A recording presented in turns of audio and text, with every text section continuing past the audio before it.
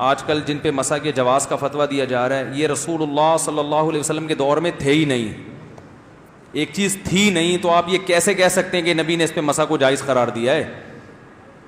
سمجھ رہے ہیں؟ نبی کے دور میں جو موزے تھے وہ موزے تھے جو جوتوں کے قائم مقام تھے. جب وہ موزے پہنے جاتے تھے تو پھر جوتے بولو بھائی نہیں پہنے جاتے تھے. ان موزوں کا حدیث میں تذکرہ ملتا ہے. دیکھو حدیث میں اسی چیز کا تذکرہ ہوگا نا جو نبی کے دور میں ہوگی بھی. تو دیکھو چاول کا حدیث میں ذکر نہیں ہے. کیوں نہیں ہے؟ عرب میں چاول بولتے کیوں نہیں بھائی؟ تھے ہی نہیں. دوسری قوم میں تھے، عرب میں نہیں تھے. تو نبی صلی اللہ علیہ وسلم نے جورب کا جو تذکرہ کیا حدیث میں، جو جورب جس کو اردو میں موزہ کہتے ہیں، یہ وہ جورب نہیں ہے جو آج ہے. الفاظ کو نہیں دیکھا جائے گا، مفہوم کو دیکھا جائے گا کہ حدیث کا مفہوم کیا ہے. تو یہ وہ جورب ہے جو صحابہ پہنتے تھے، اور وہ جورب تھا کہ جب وہ جورب پہنتے تھے پھر جوتے نہیں، وہ جوتوں کے قائم مقام ہوتا تھا. نہیں آ رہی بات؟ تو وہ ساکس جو جوتوں کے قائم مقام ہوگا نا اس پہ مسح جائز ہوگا. تبھی ہم کہتے ہیں حدیثوں کا مطلب فقہا سے پوچھا کرو، آج کے لوگوں سے مت پوچھو، اس میں انسان غلطی کر بیٹھتا ہے. تو صحابہ کے جو تبھی تمام فقہا اس کے قائل ہیں. مختلف شرطیں لگائی ہیں. کسی نے کہا اتنے میل پیدل چل سکتا ہو اس میں، کسی نے کہا کہ اتنے موٹے ہوں، کسی نے کہا یہ شرط. تو یہ شرطیں کیوں لگائی ہیں؟ سب نے اپنے اپنے حساب سے صحابہ کرام جس قسم کے موزے پہنا کرتے تھے ان کا ایک معیار متعین کیا ہے اور شرطیں لگائی ہیں. ہر آدمی اپنے لحاظ، ہر مجتہد نے اپنے لحاظ سے شرطیں لگائی ہیں نا. انہوں نے کہا صحابہ کے موزے جو تھے نا اس میں یہ کوالٹی تھی کہ اتنے میل چل سکتے تھے. کسی نے کہا نہیں یہ شرط، کسی نے کہا یہ شرط. تو وہ سب انہوں نے اس موزے کو بنیاد بنایا ہے. یہ والا موزہ جو ٹیشو پیپر کی طرح باریک ہوتا ہے اس کو کسی نے بھی بنیاد نہیں بنایا. اور وضو کا معاملہ ہلکا معاملہ نہیں ہے، نماز ہے. اور پاؤں دھونے کا حکم قرآن نے دیا ہے. تو قرآن کی آیت کو چھوڑا جائے گا بہت مضبوط دلیل کی بیس پہ. ایک ترمذی کی روایت یا کوئی روایت جس میں جورب کا ذکر آیا اور جورب سے آپ نے یہ والے موزے مراد لے لیے، اتنی کمزور دلیل پہ قرآن نہیں چھوڑا جا سکتا. تبھی امام ابو حنیفہ کہتے ہیں ما قلت بالمسح علی الخفین، میں نے موزوں پہ مسح کا فتویٰ اس وقت تک نہیں دیا جب تک کہ میرے پاس چڑھتے سورج کی طرح دلائل نہیں آ گئے کہ یہ مسح جائز ہے. کیوں؟ اتنے کثرت سے دلائل آئے ہیں پھر فتویٰ دیا، کیونکہ قرآن میں پاؤں دھونے کا حکم ہے. قرآن تو بہت مضبوط ہے. آپ موزے چڑھا کے دیکھ لو سعودی عرب میں اور دبئی شارجہ میں کیا ہو رہا ہے.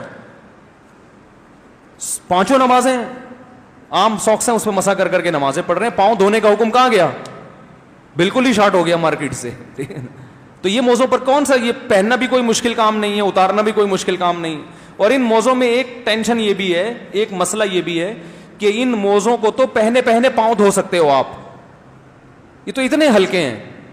موزوں پہ مسح کرنے کی تو اجازت اس لیے ہے نا کہ حرج نہ ہو. تو حرج سے بچنے کے لیے تو یہ ضروری ہے کہ ان کو پہن کے پاؤں دھونا ممکن نہ ہو. ان کو پہن کے تو آپ آسانی سے پاؤں دھو سکتے ہیں، پورا پاؤں گیلا ہو جائے گا آپ کا. تو پاؤں دھونے کی ٹینشن سے بچانے کے لیے حکم دیا موزوں پہ مسح کرو. تو وہ ٹینشن ان موزوں میں ہوتی نہیں ہے. آپ کہہ سکتے ہو کہ ہوگی کیونکہ ہم جب دھوئیں گے تو گیلے ہو جائیں گے، گیلے پاؤں میں شوز میں وہ کیسے پہنیں گے اور وہ پہن کے نماز کیسے، گیلے ہو جائیں گے نا شوز. تو یہ گیلا ہونا شریعت کی نظر میں کوئی حرج بولو بھائی نہیں ہے. حرج وہ ہوتا ہے جس کو شریعت نے حرج مانا ہو. تو اس لیے بھائی یہ نیا فتویٰ ہے مارکیٹ میں چل رہا ہے.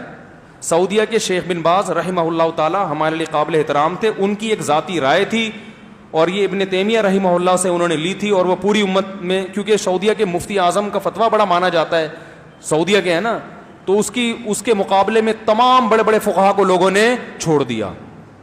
تو آپ بڑے بڑے مجتہدین جو شیخ بن باز سے بھی بڑے تھے ان کو فالو کریں. ان کا یہ فتویٰ نہیں ہے. انہوں نے شرطیں لگائی ہیں اور وہ شرطیں اس عام موزے میں نہیں پائی جاتی. اور کوئی آپ سے پوچھے نا حدیث میں تو آتا ہے جورب موزے پہ مسح نبی نے کیا، آپ بولیں حدیث میں جو موزہ ہے وہ موزہ ہے جو اس دور میں تھا، یہ والا موزہ اس دور میں نہیں تھا. اور وہ موزہ ہے جو بغیر شوز کے پہنا جاتا تھا، یعنی شوز کے قائم مقام ہوتا تھا، وہ اسے پہن کے صحابہ سفر کرتے تھے.